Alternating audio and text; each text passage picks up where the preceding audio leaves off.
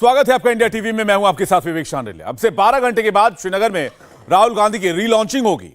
कांग्रेस का दावा है कि 13 पार्टियों के नेता राहुल गांधी को Srinagar to Delhi take off कराने आ रहे हैं।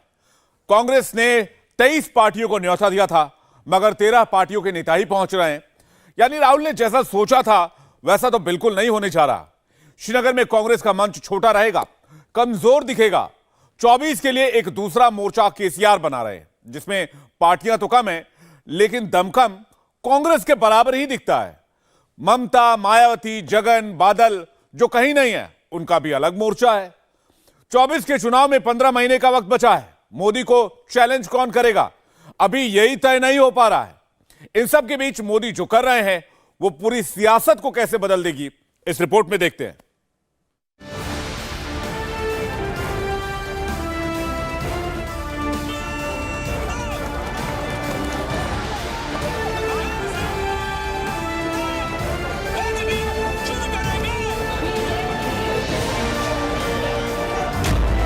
एक 135 दिन।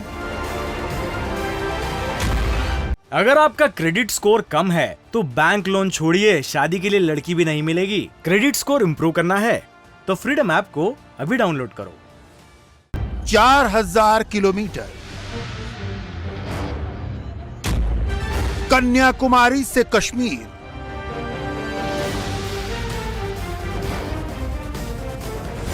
इतनी लंबी पैदल यात्रा करके राहुल गांधी ने लाल चौक पर तिरंगा तो फहरा दिया, लेकिन कांग्रेस के तपस्वी को इस तपस्या से मिला क्या? राहुल गांधी के हाथ में आया क्या? 30 जनवरी को श्रीनगर आने के लिए कांग्रेस ने 23 पार्टियों को इनविटेशन भेजा था। इनमें से 10 पार्टियों ने कांग्रेस को पहले ही थैंक यू बोल दिया। 23 पार्टियों को निमंत्रण दिया गया है। 23, 21 नहीं, 23 पार्टियों। 23 पार्टियों को कांग्रेस अध्यक्ष मल्लिकार्जुन खड़गे जी ने लिखा है, निमंत्रण दिया है कि श्रीनगर आइए 30 तारीख को और हम बैठेंगे। ये अंतिम कार्यक्रम होगा भारत जोड़ो यात्रा का। कांग्रेस प्लस G23 बनाने के लिए निकले राहुल गांधी के पास G13 का ही सहारा बचा है। इनमें से ज्यादातर छोटे दल हैं जिनकी लोकसभा में नगण्य उपस्थिति है। ममता बनर्जी को खड़गे ने राहुल के मंच पर आने का न्योता भेजा था, दीदी ने इनकार कर दिया। अखिलेश यादव को भी श्रीनगर आने का इनविटेशन मिला था, अखिलेश ने मना कर दिया। यूपी में समाजवादी पार्टी का अलायंस पार्टनर जयंत चौधरी ने भी इनकार कर दिया। मायावती ने भी कांग्रेस को नमस्ते कर लिया।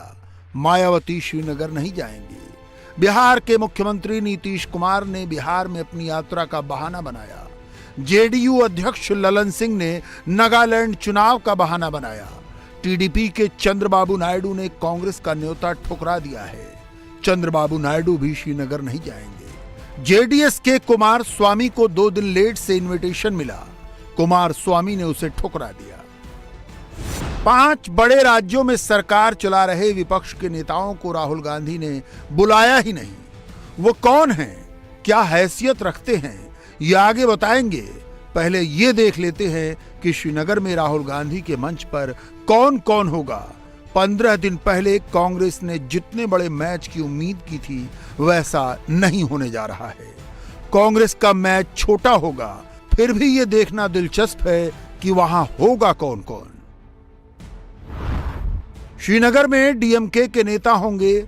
स्टालिन अगर खुद नहीं आए तो किसी सीनियर नेता को भेजेंगे। तेजस्वी यादव भी ऐसा ही कर सकते हैं। फारूक अब्दुल्ला और उमर अब्दुल्ला दोनों को खड़गे का न्योता मिला है, दोनों आ सकते हैं। श्रीनगर में राहुल गांधी के साथ महबूबा मुफ्ती भी होंगी। एनसीपी के शरद पवार या तो खुद आएंगे या अपना नुमाइंदा भेजेंगे। उद्धव ठाकरे की शिवसेना का भी एक नेता श्रीनगर में होगा। झारखंड के सीएम हेमंत सोरेन की पार्टी जेएमएम भी भारत जोड़ो यात्रा में शामिल होगी। जो ऑपोजिशन यूनिटी आती है वो बातचीत के बाद, कॉन्वर्सेशन के बाद, एक विजन के बाद आती है। और ये कहना कि ऑपोजिशन बिखरी हुई है, ये सही नहीं है। जरूर ऑपोजिशन में डिफरेंसेस हैं, जरूर ऑपोजिशन में बातचीत होती है, बट ऑपोजिशन एक साथ लड़ेगी, एक साथ खड़ी होगी और विचारधारा की लड़ाई है। जो एक तरफ आरएसएस बीजेपी वाले हैं और दूसरी तरफ नॉन आरएसएस बीजेपी की फोर्सेस हैं। राजनीति की मुख्यधारा से कटकर हाशिए पर आ चुकी कांग्रेस की एकमात्र कोशिश ये है कि वो एंटी मोदी मोर्चा की धुरी बन जाए। राहुल गांधी चाहते हैं कि मोदी के खिलाफ मैदान में वही सबसे आगे दिखे, लेकिन धुरी बनने की लड़ाई में भी राहुल टिक नहीं पा रहे। तेलंगाना के सीएम के चंद्रशेखर राव जल्द ही विपक्ष की दूसरी रैली करने जा रहे हैं, जिसमें जेडीयू के ललन सिंह शामिल हो सकते हैं, आरजेडी के तेजस्वी यादव भी जा सकते हैं।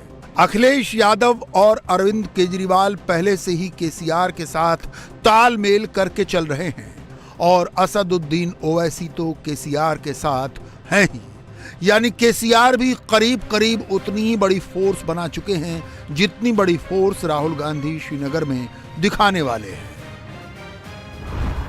फर्स्ट फ्रंट नरेंद्र मोदी का, सेकंड फ्रंट राहुल गांधी का, थर्ड फ्रंट केसीआर, अखिलेश और केजरीवाल का।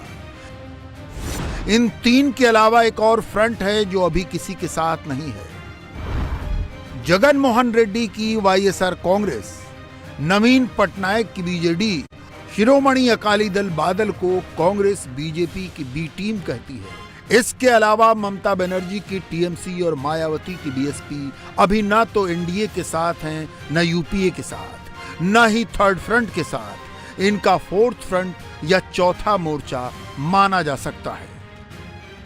कुल मिलाकर 24 की सियासी पिक्चर ऐसी ही बनती है। 24 के चुनाव में 15 महीने बचे हैं। देश भर में करीब 30 नेशनल और रीजनल पार्टियां हैं। उनके 4 मोर्चे दिख रहे हैं। इन्हीं में से कोई प्रधानमंत्री निकलेगा।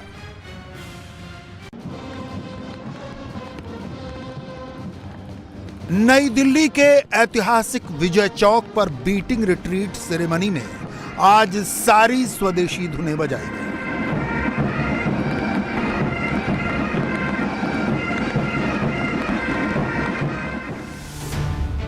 बीटिंग रिट्रीट सेरेमनी शुरू होने से करीब 24 घंटा पहले राष्ट्रपति भवन में ये हुआ।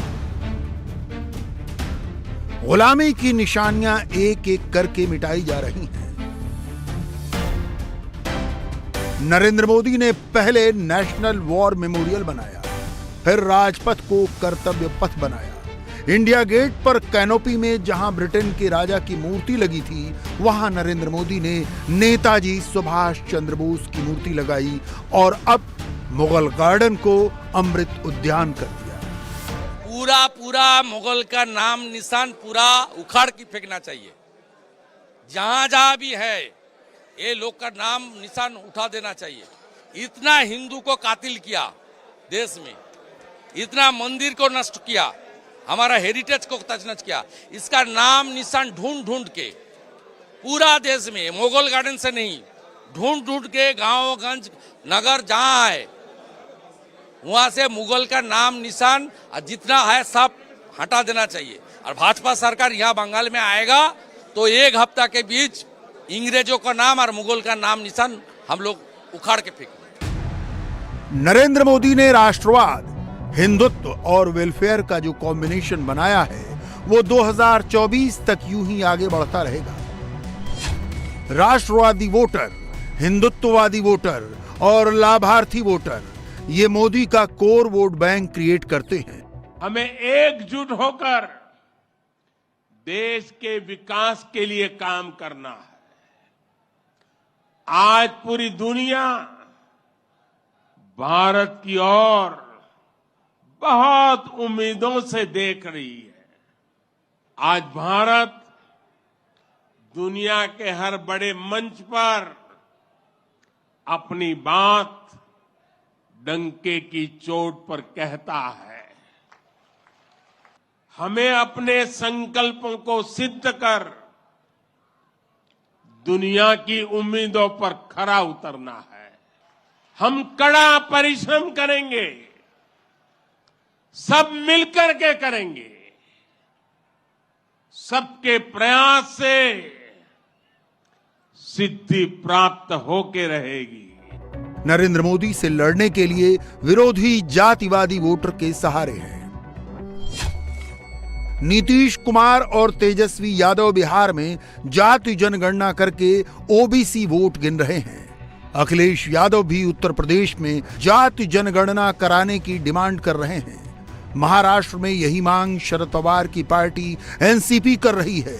कर्नाटक में एचडी देवेगौड़ा और कुमार स्वामी भी जाति जनगणना के पक्ष में हैं। जाति जनगणना के पीछे क्या है ये भी समझ लीजिए। मंडल कमीशन ने 1980 में अपनी रिपोर्ट दी थी। उसमें देश भर की 3000 जातियां पिछड़ी जातियों में मानी गई थी और देश भर में इनकी आबादी 52% बताई गई थी। 2006 में नेशनल सैंपल सर्वे ऑर्गेनाइजेशन की रिपोर्ट में ओबीसी आबादी 41% बताई गई। मंडलवादी नेता पहले जाति गिनेंगे, फिर आरक्षण बढ़ाने के लिए लड़ेंगे। ऐसा करके वो पिछड़ा वोटों पर अपना दावा मजबूत करना चाहते हैं। बीच बीच में वो हिंदुत्व पर चोट करके खुद को एक्सपोज करते रहते हैं। रामचरितमानस की प्रति जो जलाई गई है यह स्वामी प्रसाद मौर्य का देन है और आपने स्वामी प्रसाद मौर्य का डिमोशन के बजाय आपने प्रमोशन कर दिया। तब आपका पूरा परसा है अखिलेश जी, और आपने स्वामी प्रसाद मौर्य के ऊपर कार्रवाई नहीं किया, आपने महासचिव बना दिया। इसके नाते साधु संतों में रोष है और स्वामी प्रसाद मौर्य ने यह भी कहा कि हाथी चले बाजार, कुत्ता भूखे हजार। साधु संतों को, ब्राह्मणों को उसने कुत्ता कह दिया। इसके नाते हम अपील करते हैं और उनके ऊपर 21 लाख का इनाम घोषित करते हैं। स्वामी प्रसाद मौर्य का जो भी सर तन से जुदा करेगा उसको राजू दास 21 लाख का इनाम देंगे। राजू दास जी महंत हैं, इस पर हमको शक है, क्योंकि कोई महंत किसी का सर तन से जुदा करने का फरमान नहीं जारी करेगा। ऐसा करने वाले को 21 लाख रुपए का इनाम नहीं घोषित करेगा। उनकी भाषा इस बात को बताती है कि वो कहीं न कहीं कुख्यात अपराधी का चरित्र उनके अंदर छिपा हुआ है।